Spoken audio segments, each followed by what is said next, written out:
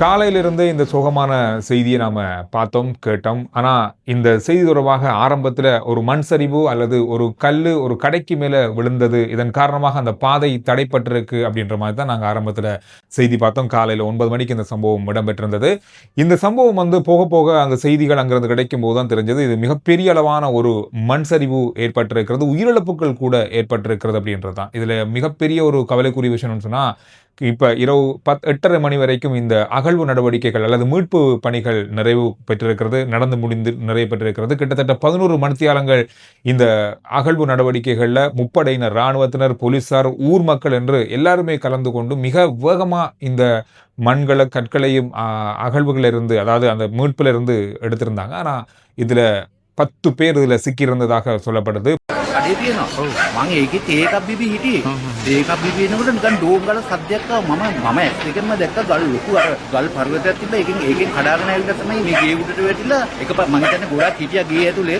ඒ කඩේ මං නවත්තන්නත් හදලා ඒකෙත් ඒකක් බොන්න ඉතින් ඉඳමදින්න මං ඉස්සරහ කඩේට ගියා. ඉස්සරහ කඩේට ගිහලා තමයි මං තේ එකක් බීලා මේ ඉඳගෙන ඉන්න ගාම තමයි උඩ ගල් ලොකු ගලක් කැඩිලා ඇවිල්ලා තියෙන්නේ. 10 பேர் அதிலிருந்து மீட்கப்பட்டிருக்காங்க.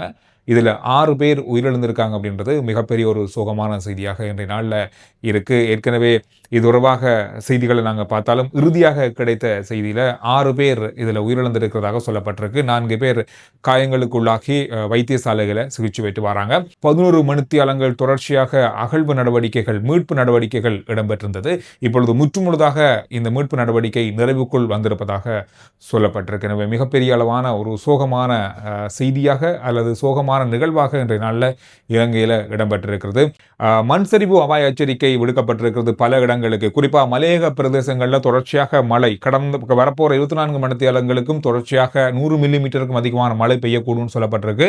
கடந்த 24 மணித்தியாலத்தில் 100 மில்லிமீட்டருக்கும் அதிகமான மழை பெய்த பிரதேசங்களுக்கு இப்பொழுது மண் சரிவு அபாய எச்சரிக்கை விடுக்கப்பட்டிருக்கிறது. குறிப்பாக அங்கு இருக்கின்ற மக்கள் சில அறிகுறிகள், மண் சரிவு ஏற்படுவதற்கு முன்பு ஏற்படக்கூடிய சில அறிகுறிகள் பற்றியும் செய்திகளில் குறிப்பிடப்பட்டிருக்கிறது.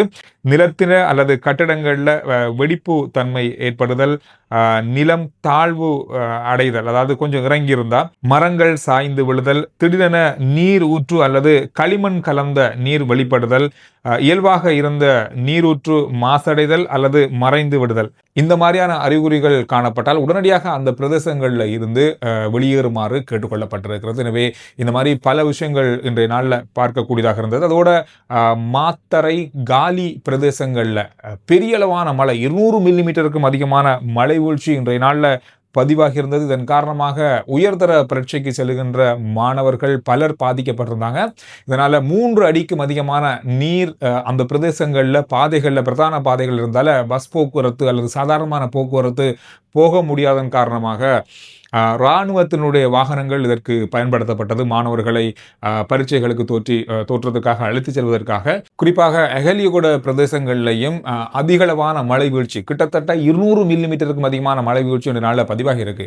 இதன் காரணமாக அங்க இருக்கிற மக்களை மீட்கும் பணிகளுக்கும் இராணுவ வாகனங்கள் பயன்படுத்தப்பட்டதாக சொல்லப்பட்டிருக்கு. ஜனாதிபதி அன்றகுமார் திசாநாயக்க அவர்களை இன்றைய நாளில் தமிழ் முஸ்லிம் பாராளுமன்ற உறுப்பினர்கள் சந்தித்து பேசியிருக்காங்க. சமூகங்களுக்கு இடையிலான புரிந்துணர்வை மேம்படுத்தவும் அமைதியான இலங்கையை உருவாக்கக்கூடிய அரசாங்கத்தினுடைய முயற்சிகளுக்கு இந்த கட்சிகளும் உறுப்பினர்களும் ஆதரவு வழங்க வேண்டும் அப்படின்ற கோரிக்கையை முன்வைத்து ஜனாதிபதி அழைத்து இன்றைய நாளில் சந்திப்பு ஒன்றை நிகழ்த்தி இருந்த நிகழ்வு இன்றைய நாளில் இடம்பெற்றது. எனவே இந்த விஷயங்கள் இன்றைய நாளில் பார்க்கப்பட்ட மிக முக்கியமான செய்திகளாக இருக்கு.